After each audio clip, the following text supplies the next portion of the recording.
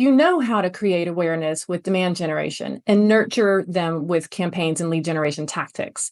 But do you know what to do with them when they don't convert into revenue? Do you let them die as close lost? Or do you send them back into nurturing campaigns? And how do you know what to do?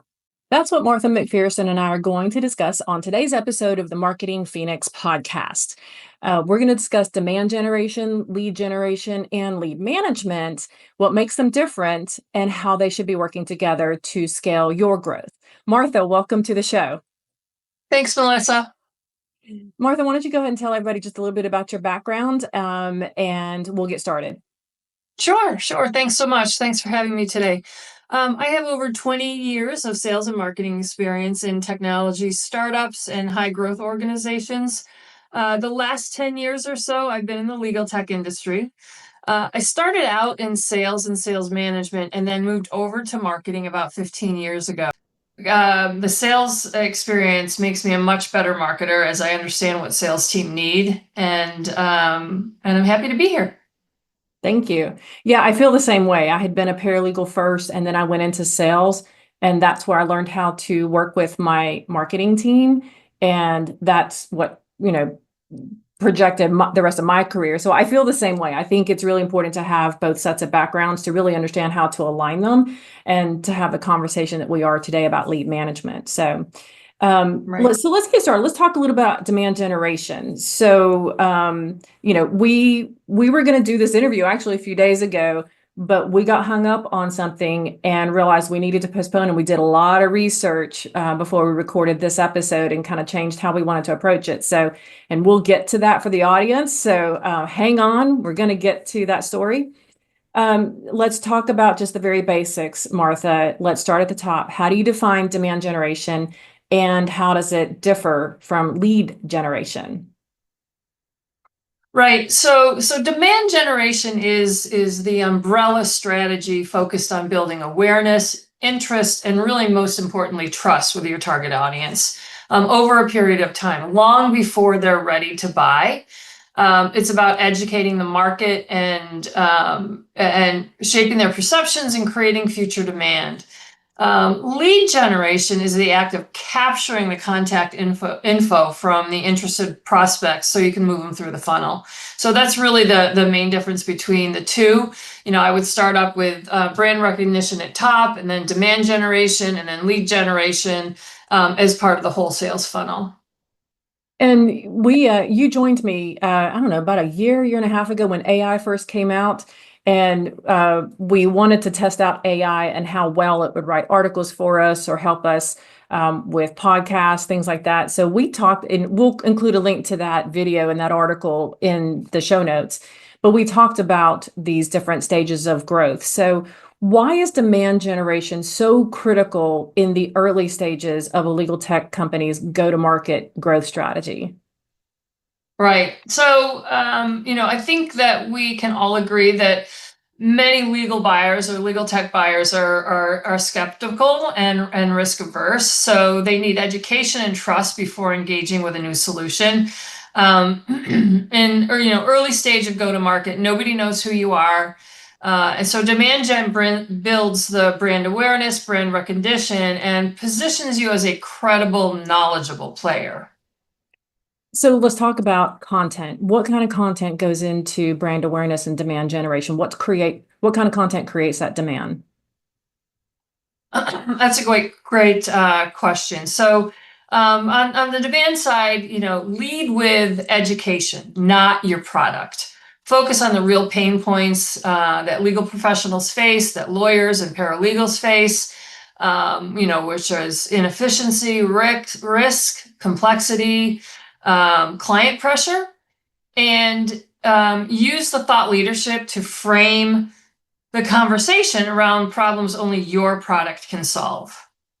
That leads us into kind of the next question too, and I've got an answer to contribute as well, but I want to hear from you. You and I both have seen legal tech founders and startups make a lot of mistakes when they start trying to put content out there and trying to get attention.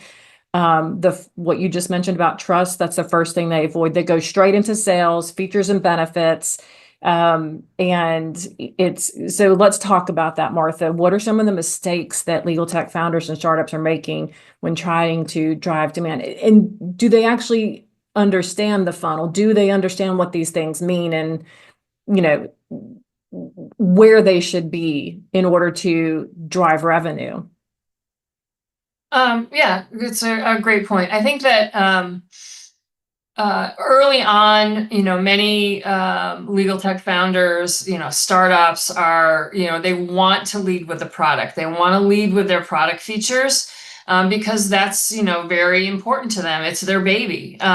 So they're leading with product features, and I think that's, one of the mistakes that that some founders can make.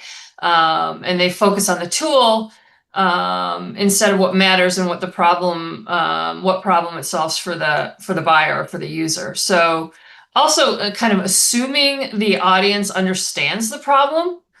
I've seen in the past that many legal professionals and lawyers don't realize that there's a better way. And, sometimes early stage founders will kind of skip the education step. Also, oops, sorry. Yeah, well, and I think a lot of them, I think they probably don't do adequate ICP research. And exactly what you're saying, they jump into the features and benefits, and oh, lawyers are going to love this. They're going to love this new legal tech. They're going to love this new AI feature, and this is going to save them time. And I saw that happen with a few clients we've had in the last couple of years. And the last thing a lawyer wants to hear is that you're going to reduce their billable hour. You have to, yes, your product should make them more efficient. And we know that a lot of laws have changed regarding the ethics. We've already got technology and e-discovery laws. We've had that for 20 years, but now the rules are being amended, as far as the ethics, learning how to use AI and how to leverage it in order to save time for the client and deliver quality legal services to the client. But when you take that billable hour away from attorneys, you have to be able to communicate to them why this benefits them and how this makes them more attractive, not only to their existing clients, but who other clients who may be looking for that kind of efficiency. Maybe they have someone who's not leveraging this and they're going to start shopping out, a new law firm. So, you have to think about this is not about you, your features and benefits, or your ego. You really have to understand your buyer. And I think, and that's the first thing that you and I both do with whether we, have worked as contractors for clients or been in-house full time for clients. Understanding your ICP first informs the entire funnel, both your marketing funnel and your sales funnel. It affects all your messaging for marketing and sales and your ability to close and drive revenue. So if you don't start with the ICP first and really understand them, their needs, their pain points, and how your product overcomes that, and how to communicate that and show them how it's going to make them more efficient and more profitable, then you're going to have a hard time selling your product. Yeah. Yeah. What should they do instead? I am a huge believer in starting with why. So lead with insight and not the product or not your interface, and start by highlighting the why. The inefficiencies lawyers might see, risks, missed opportunities that they're facing today. So huge believer in that. And then also building credibility with your thought leadership. Many of these legal tech founders are seasoned, experienced thought leaders, very well known in the industry. And you need to kind of use that, I like to call it the founder brand, and publish content that, comes from the heart, comes from your experience, that educates, informs the prospects and not just sells. You said something about experience. And you know what, Martha, that's something that I've seen that has changed over time. I have seen in the last couple of years, a lot of the legal tech startups that are coming out and they're getting all kinds of funding. They're leveraging AI in their tools. What I'm seeing now that I had not seen historically is that a lot of legal tech startups are actually their founders are former practicing lawyers. Before that, we were just seeing people who were technologists or project managers or someone completely outside of legal who didn't have a lot of experience in the industry. And so I'm seeing a big difference in founders and their background. And I think that's resonating with the buyers. What do you think? Yeah, I totally agree. It's their experience and their background, and their peers can relate to them, and I think that's really important. That makes me think of too, Martha, the time it takes to earn that trust and drive demand. Do you think the time to get to trust and demand has improved because of technology, because of AI, because of the background and experience of the founders? Do you think it's improved? Do you think it's still stagnant? Because I've seen where it's taken up to a year, but has that changed? The time to trust and demand, has that time frame changed, and why? Um, I think. I think that it depends. It depends on the product, and it depends on the need for the product. I've seen, I think, a little bit of both. That someone coming, starting a company from scratch, if they aren't well known in the industry, it's definitely going to take longer. But if they are well known, whether it be forensics or litigation or e-discovery, it will definitely help speed things up. For sure, for sure. Okay, so let's move into lead generation. So lead generation only happens because demand has been established. So how does that transition happen? Let's talk a little bit about that. Once you've built some market awareness, what does it look like to make that shift from demand gen to actual lead gen and actually getting people to fill out forms and start asking for more information? Right. So from demand gen to lead gen, you're kind of moving from building interest to capturing it and qualifying it. So you want to start capturing the interest. Used gated assets, but use them cautiously. People do not want to fill out, five or 10 lines of a lead capture form. So you need to be very careful about that. And it needs to be very high value content if you are going to gate it. So you want to gate that, which will capture and convert the engaged prospects to leads. Build conversion focused landing pages with a clear call to action that's tied to the pain points that your prospects are feeling. And then you can launch nurture sequences. Once you've captured their information, you've got their email, you can launch the nurture sequences to convert them from a prospect to an actual lead. Let's talk about that. So let's talk about two or three. What are just two or three of the best lead generating assets that you see work specifically for legal tech startups and scale ups, and one or two of the best channels to get those assets to their ICPs? Yeah, that's a great question. I'm a huge believer in thought leadership, white papers or ebooks or whatever you want to call it, that again is high value. So whether it be an annual review of cases, or an annual review of forensics technology.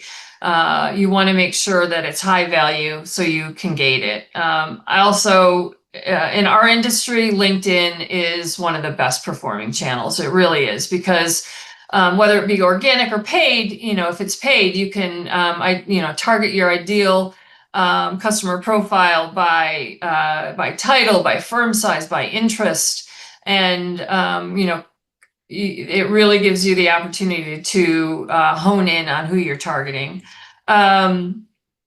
Search optimized content. So make sure that the content is optimized for what your ICP is looking for. And there's also something to be said for partners, making sure that you have a great partner and you are doing co-marketing with them, whether with any legal association or trusted influencer. So there's lots of different ways, but I would say LinkedIn, the high value gated content, and then lawyers and legal tech folks love to learn. They're constantly absorbing information, and they need more information about what's going on in the industry and in their specific profession. So webinars and CLE eligible events, things like the University of Florida e-Discovery Conference, and Legal Week and ILTA. Doing events there as well as webinars. And I agree with you. I think ebooks and white papers and webinars are in conferences. Ebooks and white papers and webinars are some of the best lead generators, and there's nothing like being in person at a conference or a networking event. Right. But it's one thing to have those assets, but to be able to, again, and the message has to be right? So we've already established that. But if you've got the asset, and I've seen this work. I've seen when we put out an ebook back in November, we put out the Proven Sales Email Codex, and you talked about having partners. We put that out as a test run for something else. My team wanted me to start selling sales consulting services, and it wasn't something that I was sure I wanted to put time and energy into just yet. So we came up with the ebook and said, because I had 15 years worth of articles and sales emails that I've done for myself, that I, as a sales rep, as a business owner, for other vendors, for other clients. So I repackaged it all and I put it into this, what turned out to be a 30-page ebook. But before I launched it, I reached out to some colleagues, and you were one of them. You saw it. And I asked for, hey, review this. What do you think? And some of them were, vendors who would be using it. Some of them were the buyers that vendors are looking for. And everybody agreed to it. And so we started the campaign out that way. We had some industry influencers. We gave them free copy, let them review it. They reposted it with their own thoughts. And half of our leads, we ended up with 75 targeted organic leads from it. We spent no money in paid. We didn't do SEO. It was just a test run. We got 75 leads out of it. Half of those leads came from influencers and, giving their testimony about that. I've also seen where we've written a white paper for a client, and in still a tech industry, but a little bit different, and put them ahead of the rest of the industry, and we released it. And here's where my next question is coming from for you.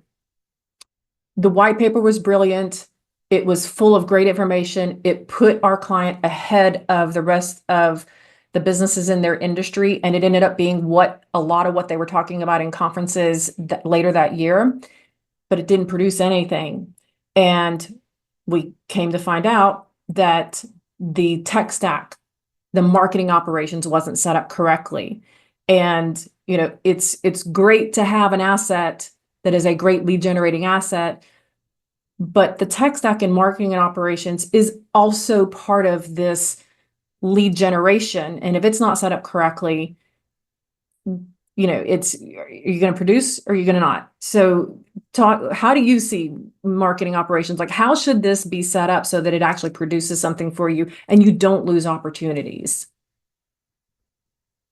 Sure. So yeah, the tech stack is really important, and it needs to be set up, early on. And both sales and marketing need to, agree to use it and to stick to the kind of best practices that the company has come up with. So, whether it be HubSpot or Salesforce or Marketo, whatever it may be, or using ZoomInfo or 6sense, just, make sure that the tech stack is in place and set up properly. I highly recommend using an expert, an outsourced firm that knows HubSpot or Salesforce to set it up for you.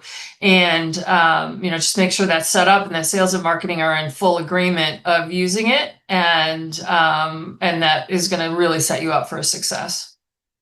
We at RPC we recorded when we did the ebook, and I was talking to some clients about this. I ended up recording a video that we'll also put in the show notes here. It's a 10-step lead generation process.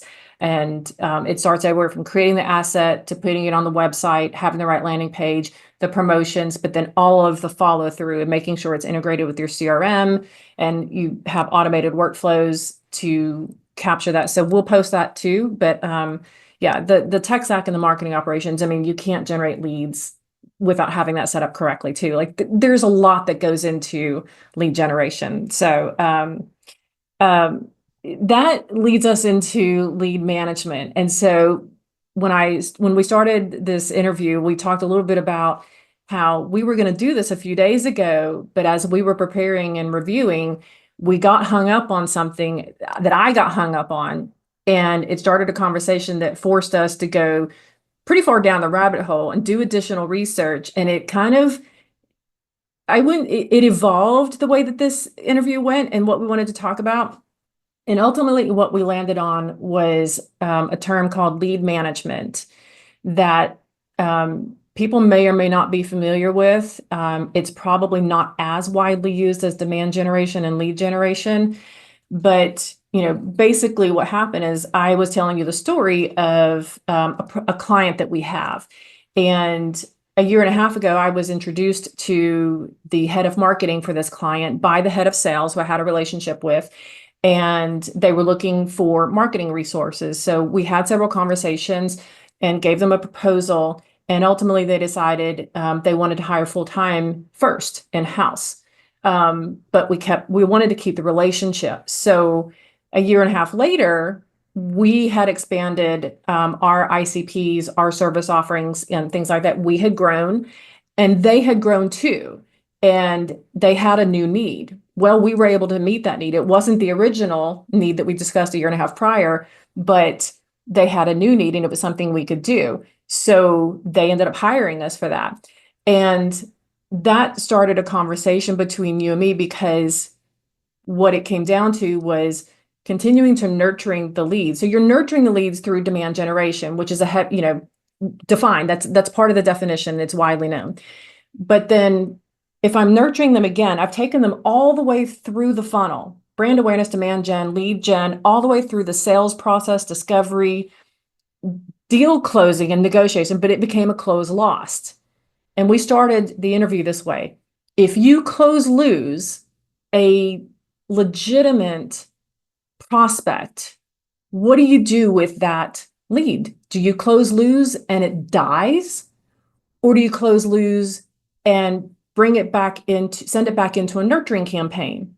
So if you're nurturing it again, then what stage is that? And what we came up with was this was actually the transition and the alignment between marketing and sales, a marketing funnel and a sales funnel. This is that transition. And it really is a matter of, is what your company offering, your product or service, is it linear? Or do you have a variety of services to offer? And so we're kind of at this fork in the road where you have to make a decision. Which company are you? Because if you're linear, then you've got one funnel, and that's kind of where it is. Maybe keep them in nurturing campaigns if at some point they end up not being happy with the provider that they're with and they just need a new provider. But if you're on this side and you have multiple services and products to offer, we send them, it's what we call lead recycling. We're sending them back through a nurturing campaign, but this nurturing campaign is different from the nurturing through demand generation. It's lead management. So let's talk about this. And it really is, it's interesting because I've worked for both legal services providers, ALSPs, as well as SaaS companies. And, this is something that really comes into play for, legal services providers. So because they have so many different offerings, they've got forensics, they've got e-discovery, they've got case management, they might even have depositions. So companies like that are, you really want to make sure that you're recycling those leads, because maybe, maybe it didn't work out for this particular case or project, but it's, you could be the right fit for the next project that the law firm has. When I was back at a company called D4, which was a ALSP, national ALSP, we did a campaign around closed lost leads, just like you said. So it was very successful because we reached out and we just said it was direct mail and email. And we reached out and said, we know that we weren't the right fit for, project X, but we absolutely feel that we could be the right fit for, your upcoming projects Y. And it definitely gained us a lot of opportunity in the pipeline, and we closed some business from it. So take a scenario and specifically map out the steps. So we've talked about some stories, but specifically, what were the steps that you took? So in a situation like what I gave, in a situation you gave, what are the steps you take to start recycling them and nurture them, and I don't know if I would say repeat that process, but it's a refreshed process. Yeah. Specifically, what are the steps? So once close lost, they went back into into a new funnel, if you will, and we wanted to stay top of mind, so they would continue to get our email newsletters or whatever it may be. But then when we created this specific campaign, the steps were to reach out to them. We actually sent them a box of salted caramels and said that we're not salty. We know it's okay that you didn't use us for the last, for your last project, but we'd love to work with you, in the future. And then also making sure they're aware of all the new, features and functionality or new services that you have. We followed that up with email. So it was a multi-channel campaign. So not only was it a direct mail piece, it was an email piece. And then also the sales folks reached out personally, as well as some LinkedIn targeting as well. So it was definitely multi-channel, which is I would highly recommend with something like that, with recycling. Again, it led to closed revenue. For sure. And there's resources out there to help you. Like, you don't have to recreate the wheel. Like, you've got people like Martha, like me, and there's assets like the Proven Sales Email Codex and things like that too. And the LLMs, I've been leveraging the LLMs to help me. I wrote an ebook on sales emails, but I still use the LLMs to help me tailor something. And and that's what we did too. So after that, we just kept them back in the nurturing cycle. And then after we had built the new website, the new ICPs, all the new product offering, at the first of the year, I started reaching out to all of these people who closed lost, but I felt there could be additional opportunities. And I reached out to them for 15-minute virtual coffee chat. Because I'd already had good conversations with them, they all agreed. We had conversations, just, hey, just want to find out what new is going on with you. Here's what's new going on with us. It wasn't pushy. But people know what you're doing. I mean, they know why you're spending 15 minutes. And if they say yes, they have something to say too. So it doesn't have to be sales. You don't have to be pushy. You're just having a conversation. And through that conversation and talking about what's new, almost every single time someone said, hey, you know what? Actually, we do need X, right? Can you do that? And then start your sales process again, your sales discovery process, but it's for a different purpose. You were talking about that. Sorry. No, you're talking about the thermals. Keep going, because I want to show you something. Yeah, I think one of the interesting things is, or most important things is, again, make sure you have a good CRM system, and HubSpot, is affordable. There's other applications out there that, like Active Campaign, that are, much less expensive than some of the big guys.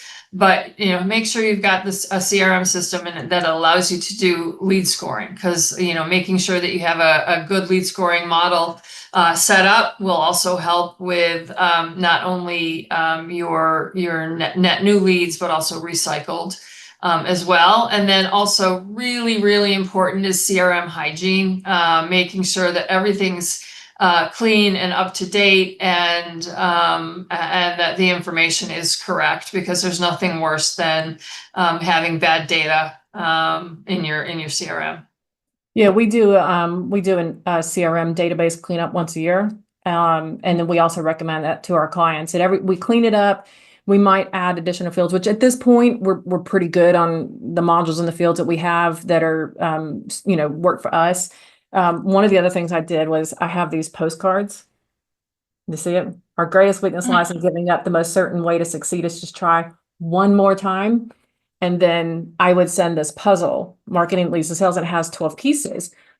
And it's two-sided. You can't see it because it's in plastic, but I would take it apart, all 12 pieces, and I would handwrite a note on the postcard and stuff all these pieces in the envelope with the postcard as an opportunity to try just one more time to get you to make some time for me and have a conversation. And then I would send this little leather coffee coaster. So I'm sending you a desk set to have your virtual coffee meeting with me. So that's great. I love it. Okay, so we talked about demand gen, lead gen, and the magic of lead management. What advice do you have for legal tech founders and revenue leaders who are through all of these phases, and where do they really need to focus and how they need to think about putting together a strategy that works for them? Right. So most importantly is to align sales and marketing early. Make sure that the sales and marketing team, which I like to call the revenue team, marketing is definitely a revenue generator these days, and needs to be a revenue generator, not just a cost center. Huge believer in that. So make sure that marketing and sales is aligned. Invest in automation, like your CRM, and not just headcount. Build a lead gen system, not just one-off campaigns. So make sure your marketing strategy is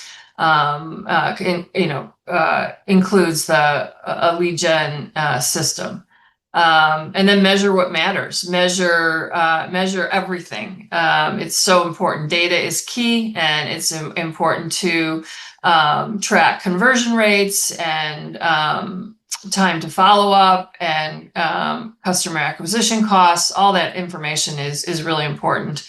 And one of the things that I did a long time ago, we had at D4, we had probably 25 salespeople, both local salespeople and national salespeople. And marketing was generating a lot of I don't want to say leads, a lot of names, a lot of prospects, potential prospects, and they weren't being followed up on. So what we did was we put together a service level agreement between sales and marketing, and every single person on the team had to sign this SLA and stick to, you have to follow up with a lead within 24 hours. If you don't follow up within a lead with 24 hours, their manager would send it to the next person. And can I tell you that it only had to happen once, when a lead was passed to a new sales rep because the original sales rep didn't follow up on it, and it actually turned out to be over $1 million deal. So that only needed to happen once, and it never happened again. Yeah. Man, that makes a difference.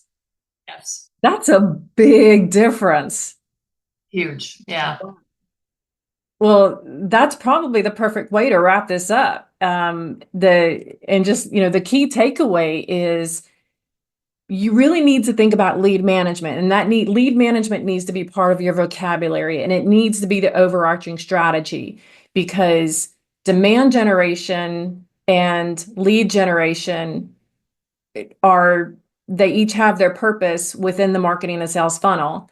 But without that lead management, then you're losing interest in revenue. I mean, case in point, One person missed it, another person gained a $1 million sale. That's proper lead management. Yeah. Great. Yeah.